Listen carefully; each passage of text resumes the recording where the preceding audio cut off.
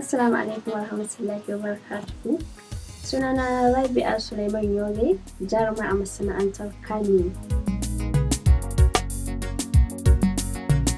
Ina cikin fim ɗin Izar So, Bugun Zuciya, Sasin, Sirbajo, Zaɓi, Rikicin Duniya, Ƙawata da ma dai sauransu.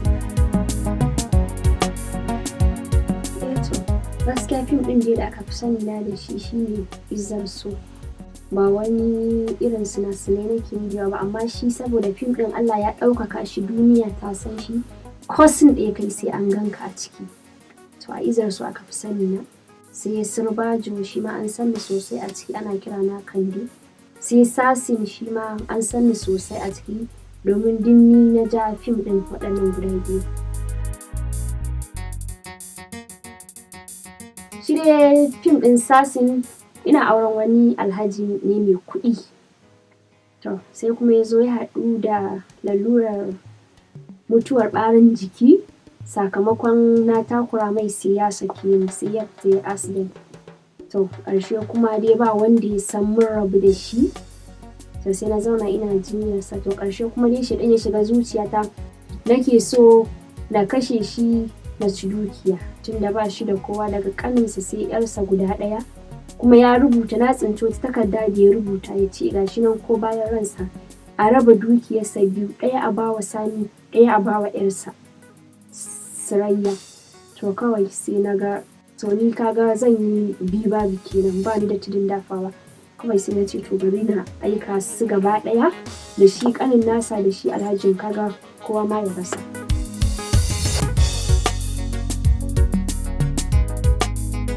Alhamdulillahi na samu nasara, ina iya ɗaukan nauyin kaina da kuma 'yan uwana, ina taimaka musu da abokan arziki. Alhamdulillah. Ɓangaren ƙalubale dole ne duk sana'ar da za ka yi kowace iri ce sai ka fuskanci ƙalubale, maƙiya da mahassada dole ba za a rasa su ba. Muna fuskantar ƙalubale sosai ma. San dole mutum zai rika jin labarin daraktawa ne, produsawa ne. To idan har ka shigo kai kokari duk daraktan da kake so ka sadu da shi ko producer da kake so ka sadu da shi, kai kokarin shi ka samu, domin tunda sana'arsa ce ba zai taba cutar da kai ba, zai dora ka kan hanya madaidaiciya mai kyau wadda zaka samu abin da ka zo nema. A kula da 'yan kantawaye.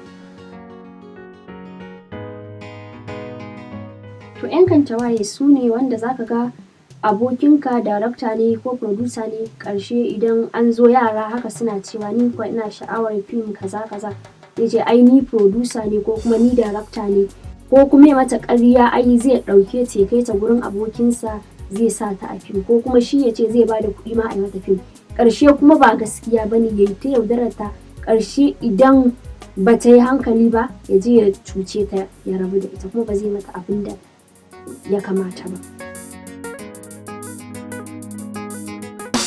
Shawarar da zan ba su shi ne su kula, su yi bincike, su tabbatar gurin wanda suke so su zo a masana'antar Kannywood ko darakta ko producer, su tabbatar da hannunsa suka zo. Shi ne.